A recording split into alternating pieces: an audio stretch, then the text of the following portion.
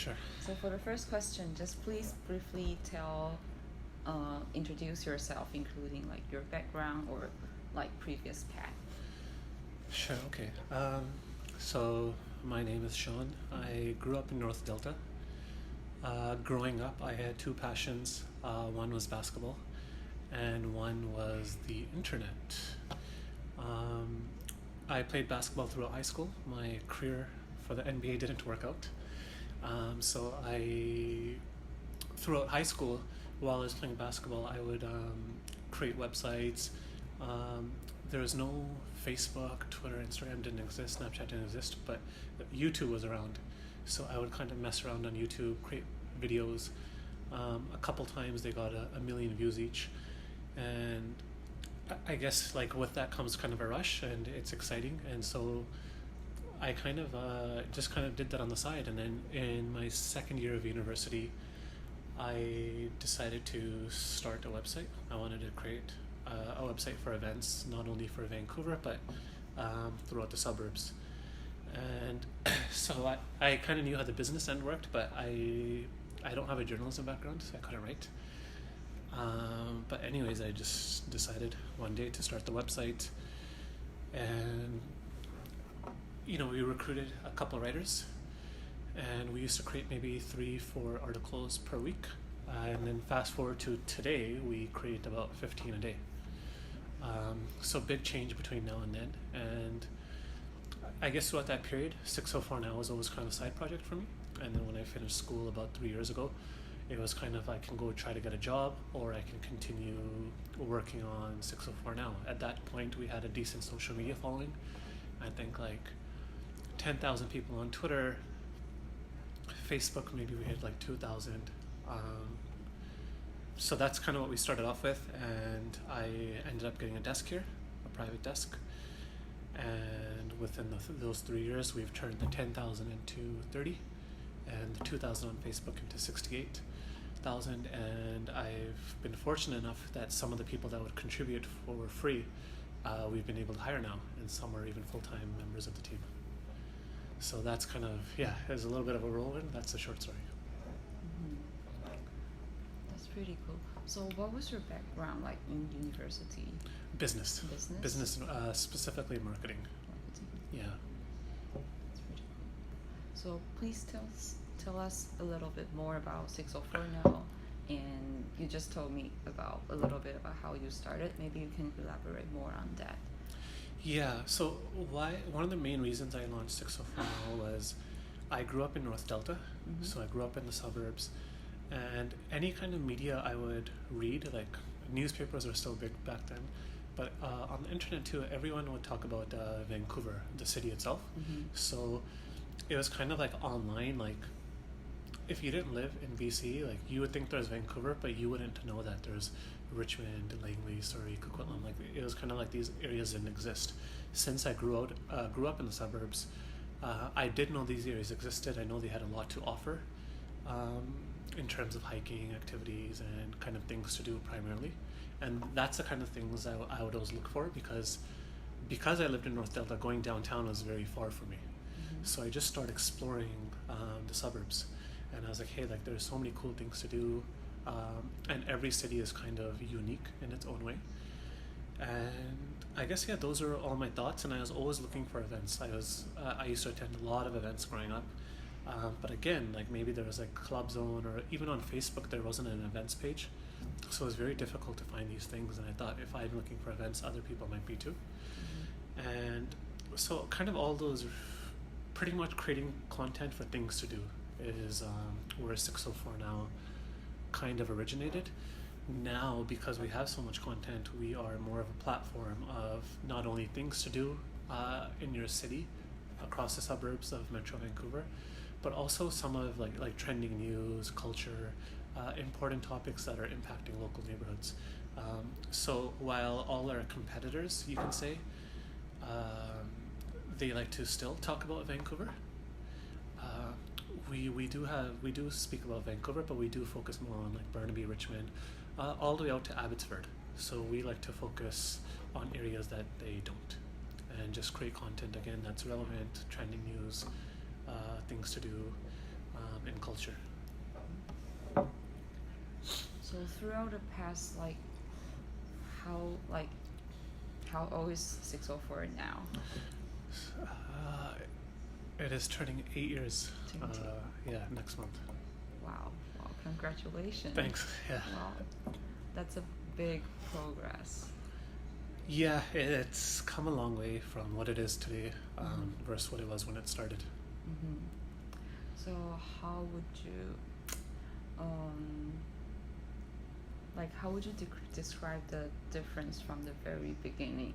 I guess this is probably related to like our further question is like a good story of yourself. Would you call building 604 now is one of your great story, or would you say Yeah, I've learned so much about business, about myself, about people. When we started, it was kind of like we just wrote about whatever we thought was relevant because we didn't have an audience, so we would just create content, and then throughout that period your business savviness kind of kicks in, and it's when you start developing an audience. And what I mean by that is when you have consistent people visiting your website, your social media channels start building up. With that comes analytics, and so then you have to study the analytics to see what people like, what people don't like, because at the beginning a lot of times you're wrong. You think, hey, they're gonna like this because I like this, but it's the opposite. So we didn't do too much of like analytics and audience development at the beginning, but now it's every day we look at the analytics. Every day we try to examine what works, what doesn't, but still we can still be wrong about, hey, like this might do good or this might do bad, but then it's the opposite. So every day is a learning experience, but audience development is huge. Outside of that, as far as business goes, it's forced me to change a lot as a person. I was an introvert for the most part, but when you have a team, not only do you have to speak up, but you have to take the lead, and so that forces you to change and build new habits. So I would read a lot.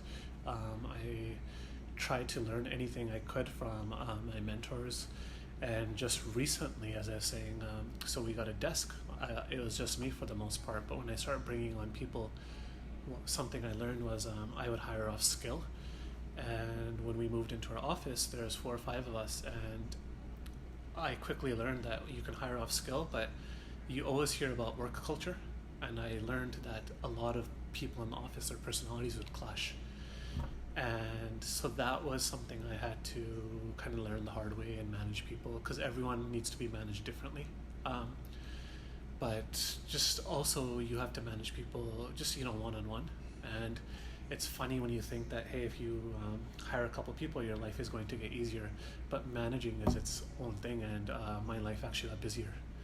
And so that's something I definitely learned the hard way. And now, as I was just telling you when I walked in, where some people we unfortunately had to part ways with, and we had to bring new people in to build a culture of where not only do we have the right skills, but everyone enjoys working together, and they're successful together. So yeah, you learn a lot on the way. It's ugly journey, but it helps if you just understand some of the basic things, because I feel like if you can learn how to manage people, how to lead, how to use data, you can kind of apply those things to any type of business, because at the basics of every business are the same.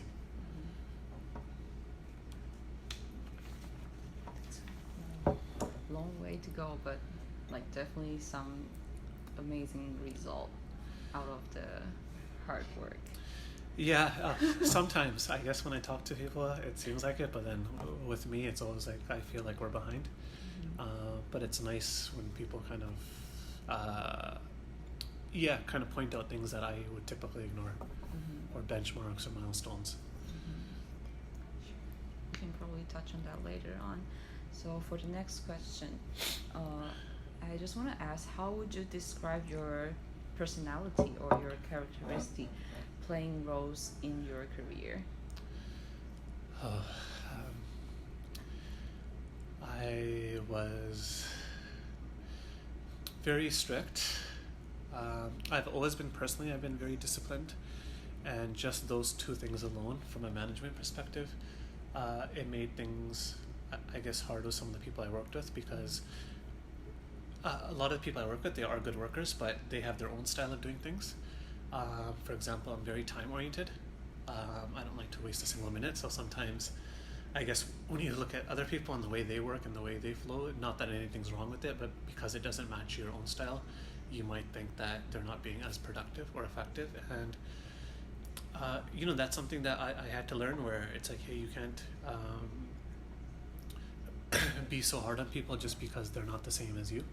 And at the same time, there is a lot of great qualities about them that I knew I needed to adapt to if I was going to have any sort of success. I don't know if that answers your question. Yeah, true. But now I would say, like, I'm more open-minded. Even besides our staff, like when we look at our audience has grown so much, and the typical person of our audience is very different than I am, and so that's, I guess, a learning curve too, because it's important for me to try to be as much as like similar to who they are, because that's the only way you can really understand them. And so overall, it really involved me coming out of my shell and adapting and just being open to new ideas, but also just new concepts, and just kind of I don't know, just when you meet someone or someone has an idea, just kind of having a blank mind as opposed to coming to a conclusion right away, because business changes so fast, and what might work today isn't going to work next year. Like, are you on Instagram? Yeah. Like, Instagram 2 years ago is totally different than what it is today. Yeah. And so in business, specifically in media, digital media, like, things change so fast. So if you are someone who puts your foot down, you're going to get left behind.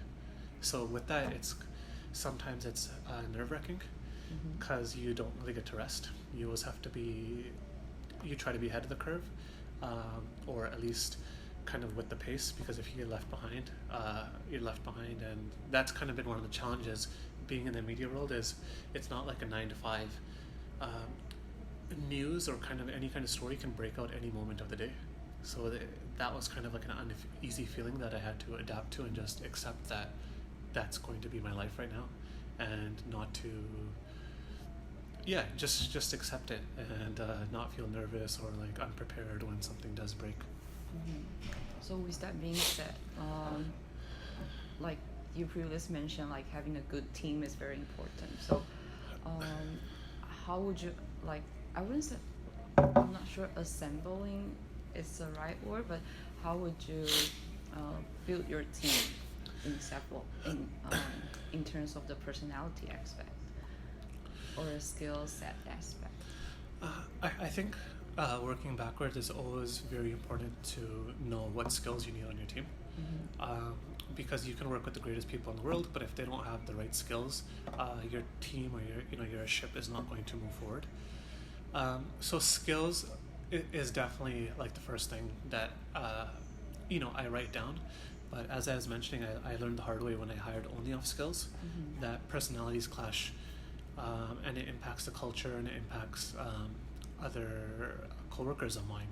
So now I kind of wrapped my head around culture, and I guess what I mean by that is when you share similar values, or you have somewhat similar experience. Like, what I mean by that is, we were operating as kind of a startup mentality for quite a while. And what I mean by that is, like, we were just creating content, doing what we want, running around. And as soon as I kind of got serious with the business, and I added in goals and targets and weekly meetings to make sure we're hitting that, some people on my team were very empowered by that. They were excited. Where other people, they were, they didn't like it. It made them feel nervous. It was just kind of the accountability that they weren't used to. And so when we had these meetings, there was a lot of friction. And at those kind of meetings, then that's where culture kind of shows, because not that they're wrong for kind of feeling nervous about having to meet specific numbers, but it's like, hey, some of us are very excited and we work hard towards that, whereas other people, it was kind of like the opposite. Like they didn't want to be held accountable. They didn't want to be tracked by numbers. They just wanted to come in and do work, and that was tough because some of those people were close friends of mine, and you know it involved tough conversations where it's like, hey, like I like working with you, but for us to go to the next level as a business, like we do have to have targets and benchmarks, and clearly those things make you nervous. So for me as a leader to see that you know I can try to help you kind of come around that, but if you can't adapt and if that's going to be hard for you, then we're both doing ourselves a disservice because I'm putting you in a situation that you don't like, and you're coming into a situation such as work where you feel uncomfortable, and so that's not like a win-win. And most of the time when I had that conversation, you know, they understood that hey, this business is growing, they have to operate more as a business, and yeah, it's a little uncomfortable for me, but you know, it was just time for some people to move on, and that was very hard, I think, from a manager perspective, because some of those people were around for years, and that was, I think, a big turning point for us. So it was tough, but it was needed, and I think it helped everyone grow, and the people that did stay on the team, it kind of added to their confidence that hey, like we are, like the people that do want to, that see things the same way are here, and the people that don't aren't, and that's kind of how culture is formed, where besides your skill set, you know, you share goals and you take them seriously and you hold one another accountable, even if that means someone's going to feel nervous one week, because that's how you grow. And if you don't, you know, if we don't hit our targets or goals, like we'll work together. It's not like we're going to single someone out. We're here as a team, and I think that teamwork concept is big. So,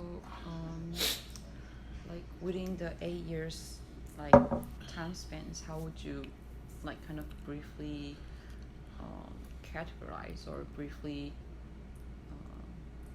describe how the timeline was for 604 now to transform into the nowadays shape, like from the very beginning, how it transformed throughout the history? I think the first couple of years, like it was just a side project for me. I was in school. There was no big plan. There was no goals. There was just, hey, we have a website. It's pretty cool. We write about what we want, and that was really it. And because I didn't have a background in media or journalism, like there was a lot of things that I wasn't aware of. So that's probably how the first few years were. Like, yeah, it was literally a side project. There wasn't too much passion in it, but these last few years, it's been completely different, where because I kind of started building a passion towards it, I needed to learn how the media world works, and that was a big challenge for me. Because again, I have no experience, so I would have to read and understand how that works. And then I had to learn about audience development, which was different. And then, of course, now that you're investing so much time, this was just a blog. It was never a business. So the last 3 years, we've been slowly turning the blog into a business. And that's been a big transition for us, because we would work with a lot of people and create a lot of traffic for them. But now, because most blogs and websites, the only way they can make money is through advertising, you know, we had to stop doing some specific things to make sure that we can get advertising funding, and stop doing everything for free, which we did for the first 4 or 5 years, because money wasn't really, I guess, the focus point. But again, like when I started coming in full time, you get an office, you start hiring people, obviously you need money to operate. And so I had to learn everything on the go, and that was kind of tough on its own, because it's not, again, it was never a 9 to 5, it was kind of like a 24/7, and it has been for the last 4 years, and that takes a toll on you. But you know, it's also rewarding too when you do see how far specific things have come versus when they were at the beginning. So timeline wise, we've just, the last 3 years I think have been the most crucial, is when we're converting the blog into a business, and I feel now we're at that point where we have completed that, and so we're starting a new chapter as a business. And yeah, unfortunately, that did mean that we had to part ways with some people, but it's also exciting because we get to bring new people on the team that not only have the skill set, but they share the values. And so it's like you come into a place where you enjoy working with the people who are now on your team, and it's a little bit more than just being colleagues. Your friends inside and outside the office, which I think is very important in today's day and age, especially for the millennial generation. I know that's something that a lot of people, myself included, value.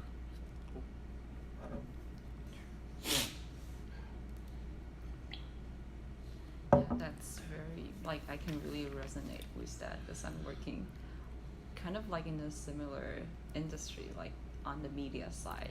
Right. And like the company I work with is also fairly like even younger than 604 now.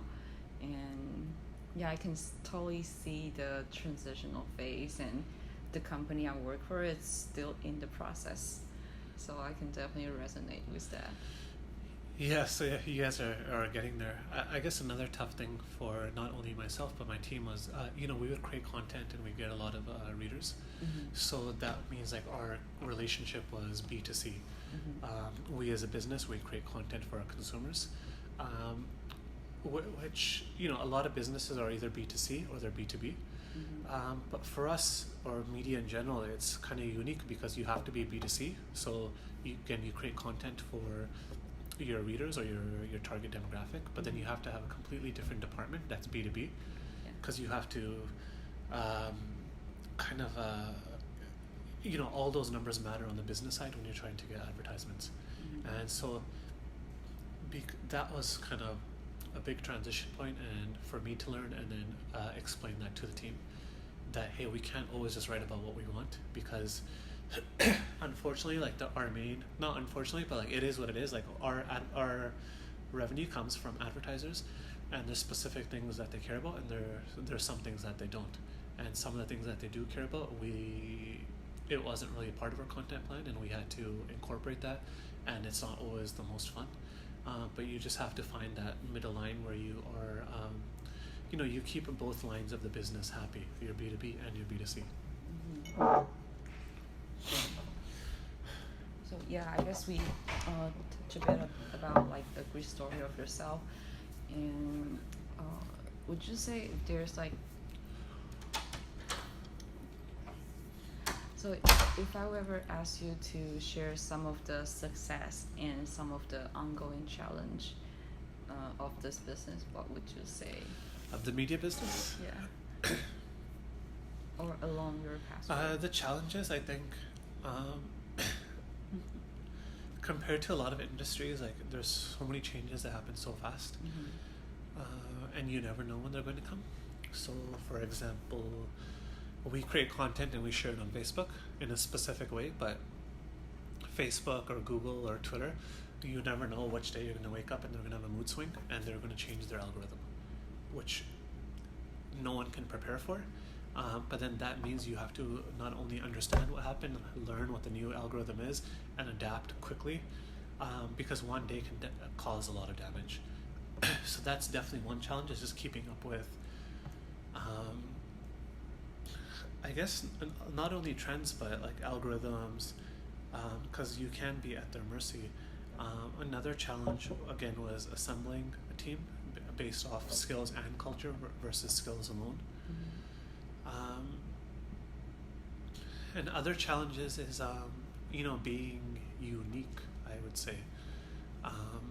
Because we're one of the younger blogs, although we would create unique content, the bigger blogs would, they still do, they'll cover the same things. And because they're bigger, in some people's eyes, they think that 604 now could be a Me Too company, where we have content that other people create. So one thing that we've recently done is kind of take a step back and just kind of build a niche that is unique to us and that our competitors are kind of avoiding, or like we took it to a place where we know they won't copy us anymore. And so yeah, having a niche, being unique is definitely one thing I've learned, and I think that's something that's across all businesses. You have to do that. Um, Having direct competition, I understand that it's healthy, but I wouldn't recommend it. Successes. Hard to say. I always get lost in that. I think like just looking back, seeing I guess the person I've become now versus the person I was before. Like I'm not always satisfied with that, but I do know I have come a long way through discipline. Like I'll put in 10, 12 hours a day, and before that I'll wake up early and read and just try to learn as much about the industry as I can, and that's come as a sacrifice in my personal life. But now to see kind of the results we're getting, like it's kind of been worth it. But so it's kind of like a bittersweet result, I guess, because again, like you do have to sacrifice a lot of your personal life. But fortunately now we've been kind of seeing things come into fruition. Other than that, I think like just being able to stay in business is a big thing. Media world is very competitive and very tough, and unless you have funding, a lot of businesses don't survive. We've been able to survive for this entire 8 years, so that's kind of always nice. It's not the most exciting thing, but when I look at some blogs and similar businesses, like I thought like they were great, but then it's so sad to hear that like they're shutting down or they're scaling back because it just didn't work out. And I guess just evolving and understanding that hey, not everyone is going to be like you, or not everyone is going to like you.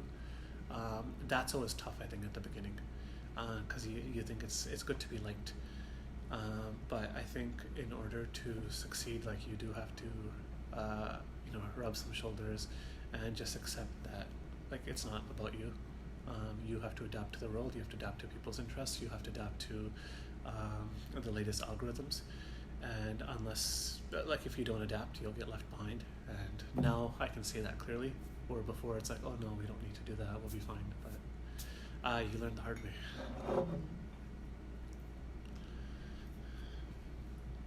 So before you started this business, like you said, there was a time you were still doing some side, like this was just your side project, but what was your main I was just a student. Just a student. I was always interested in business, so I guess going back to success, like one thing I always knew from a very young age was I didn't want to work for anyone. I always liked to lead. I just can't imagine myself working for anyone. And so one thing that's kind of good is that I would consider a success is like I have been able to create a business where I can work for myself. So that's actually been kind of cool to see now that I think about it. But my personality has always kind of been to lead and push boundaries and experiment, and depending who you work for, you can or can't do those things, but usually not. There's always a line that you can't cross, and my personality, by nature, like I do like to test limits and just experiment and observe and just kind of try to get an understanding of things my own way as opposed to being told what to do. So, other than 604 now, have you ever done any try and error along your career? Any what role, sorry? Try and error. Like, is there any other job you did before, or any experience other than being in the media industry, or anything else? No, like I would make websites. I was always very entrepreneurial in high school. Like I made websites. I had a little jersey business going on, where I learned about business, where I would import jerseys, and they're real authentic jerseys, and I would sell them here. And so that kind of taught me, like, I guess, global business about import and export, on how if there's a specific demand here, you can meet it by getting the goods from a different part of the world. That kind of opened my eyes a little bit. But no, I had pretty normal jobs growing up, so nothing interesting or exciting there. But within these 8 years, like it's been so much trial and error. Every year, like there's some sort of trial and error, whether that's with some ideas, whether that's with people, and that's hard too because there's some people I brought on the team where I think they're awesome, and invest like a month of my time into training them, and it doesn't work, and so that's like, that's always tough when you put so much time into it. But yeah, I think being in a business, like behind the scenes, it's all trial and error. Like there's some things that you're confident about and you think it's going to work, and then it doesn't, and you just have to keep tweaking the formula, and you have to be patient. And fortunately, I've been able to have a lot of trials and errors, look compared to some people who, you know, they'll have trials and errors and they just can't sustain the business any longer, where we have been you know, knocked down quite a few times, but we've always been able to get back up thanks to our hardworking team, and just my support system outside the business. Mm-hmm. So how big is the team right now? We are 8 people. 8 people. Sure. So let's just move on to the next topic. It's related to company co-work. Okay. So later on, I'm gonna ask what's your favorite thing about working at company co-work. But before that, I just want to know a little bit about how 604 now start joining company, and what was 604 now before joining company. Like, how did you? So yeah, that was kind of interesting. So right before we joined company, we were doing a series, an entrepreneur business series, where we would interview locals. Mm-hmm. And one of the people that popped up on our radar was Bassi. Mm-hmm.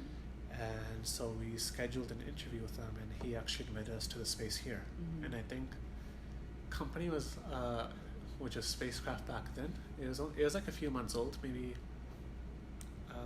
like 6-7 months. Mm-hmm. And when I came in for the interview, like I was really impressed by the space. Mm-hmm. And anyways, we did the interview. I stayed in touch with Daryl, and I just kind of brought it up with him. I'm like, hey, I really like your space. Can we set up some form of partnership? Like, I would love to work out of there. Is there anything I can do for you? And because they're very young, you know, he invited me in. He set me up with their marketing manager. And long story short, they're like, hey, like you guys create content for the suburbs such as Burnaby. We're located in Burnaby. We would like to promote it. So we decided partnering, Mm-hmm. Which brought me into the space. And so I wasn't like planning to get an office or anything, and it just kind of happened. And so we've been here since, which is I think it's going to be 3 years next month. Yeah. So you guys are fairly the first member here. It's funny you say that because someone just moved out today. Mm-hmm. So we are, I think, the second oldest member as of right now in the space, Mm-hmm. which is cool and scary, I guess, at the same time. I guess it's like it's scary because like when I came in, there was so many members. There's still so many members today, and it's like I guess you don't realize how fast I guess time flies, and people like, you know, the people you saw one day are like now you never see them anymore, and it just kind of happens like that. But that's the nature of co-working. Not everyone is here long term. They'll come, you know, they'll do their thing, and if maybe they'll outgrow the space, or maybe they don't need it anymore, or maybe it's just the location doesn't work out. But it's also cool to kind of think like, I don't know, it's kind of like when you go to high school, like, you know, when you're grade 8, you feel one way, but now it feels like we're like the seniors, like we're grade 12, like we're one of the oldest people here. And that's cool to see too, like the space, how it's changed, like outside of Daryl, like the entire management has changed. All the people around us have changed. So it's you know, the space is the same, but the culture, the environment, the people, the trends, it's completely changed from the first day I was here till now. Mm-hmm. Interesting. So, like, among all this, what's your favorite thing about working here?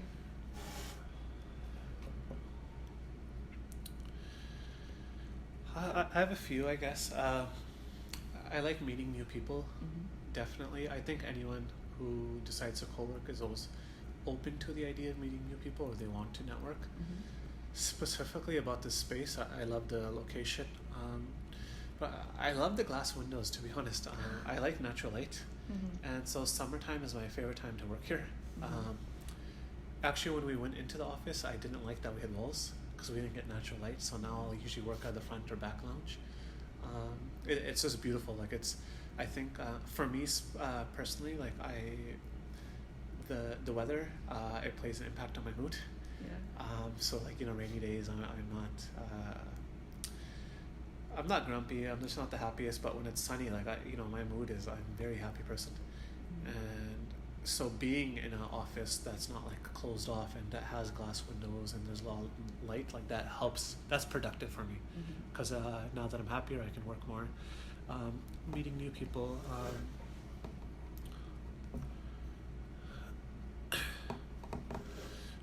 I would say primarily those two are my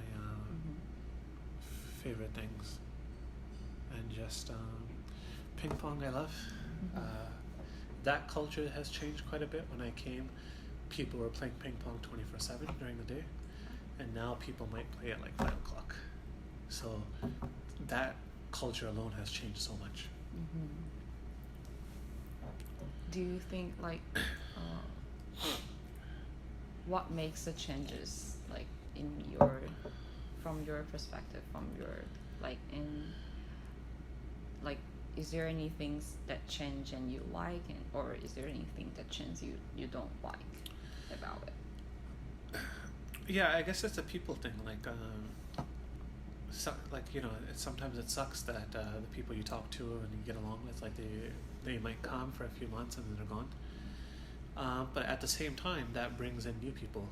So it's kind of like bittersweet, I guess, where you like one day you're saying goodbye to old friends, which is usually like the end of the month, like today, and then like a new month, you're meeting new people, and you're building new relationships, and that's kind of, it just keeps changing, and it's something. Yeah, you never know who's going to move in, because sometimes you know that person, so that's exciting. It's like, oh, like we're going to be working on the same space, or there's some people, like such as hockey community who's moving on today. They've been around longer than we have, and so for me, like they've been. When I think of company, I think of them too, because they've been around here my entire time, and now they're gone, and so it's kind of like, okay, like here's a new chapter, and just like the management changed a lot too. Oh, everyone, the original management isn't here. So yeah, I wouldn't say that there's nothing that I don't like, but again, like it kind of keeps you on your heels too, and I guess you have to learn to. When you first start working here, you talk to everyone, then you don't get any work done. So one thing that I've learned is how to use body language to communicate that, hey, I'm available to talk and we can talk, or like, hey, I'm doing my work, or like it could be something simple as just putting on my headphones and looking down to let others know.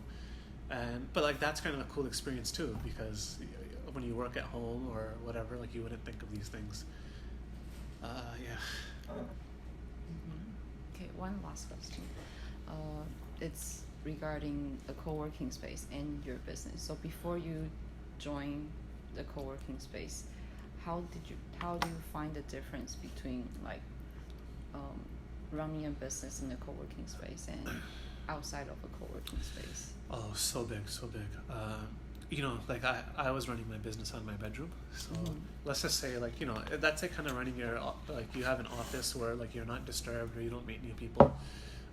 So you do things one way, but working in a co-working space, through observation, you get to see how other teams operate and run, and you learn a lot because you can see what they're doing good, what you can adapt to, or maybe they might make a mistake and you can learn from that.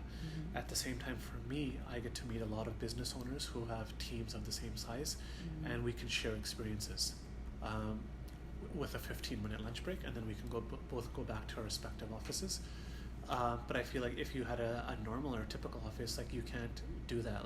Maybe in the building lobby you would meet other people, but here you cross paths with them every day. So, and there's some big teams that have worked out here. There's some small teams. There's some teams that have failed, and there's some teams that succeeded so fast and they outgrew the space. And to be able to share a space with those people and share knowledge is so important, I think, both ways, because I learned so much from them, they learned so much from me, and I just think the value behind that, it's so hard to measure, but it's just so valuable to just meet people within the same years of like timeline that your business is at, and just have that leverage of knowledge share. That's been huge. Yeah. Wow, that's like really valuable opinion from you. Thank you. Yeah. Yeah. So I guess, is there anything you want to share before we end the interview, or anything you want to like mention or being left out from my questions? I know typically like co-working is still like a new concept for a lot of people. Now more than before, like people have heard of it, but they haven't given it a chance. But for startups, I would personally recommend working at a co-working space, just because of like there are so many benefits. Primarily for me as a business owner, like a benefit I have here as opposed to renting a normal office is like I come and I leave, and I pay one bill. Whereas if you have your own office, like, you know, there's a hydro bill, there's a Wi-Fi bill, you have to clean the kitchen or the bathrooms, or there's so many things like you have to do on top of your regular day-to-day. But when you work at a co-working space, you know, a lot of that's taken care of for you, but also you build community like within the kitchen, of like just responsibility, where like you not only do you share food, or we make sure that things are put away. And I think having that sense of community at work is it's awesome. Like no 2 days alike, or no 2 days are alike at a co-working space, because you never know what kind of event is going on each day, and you never know who you're going to meet, regardless of if someone's moving in or out. But because, you know, maybe the person next to you is having a meeting and they're bringing in someone. Every day their environment can be a little different, and I think that's very valuable for any startup or business owner or freelancer to be exposed to so many great opportunities. Awesome. Yeah.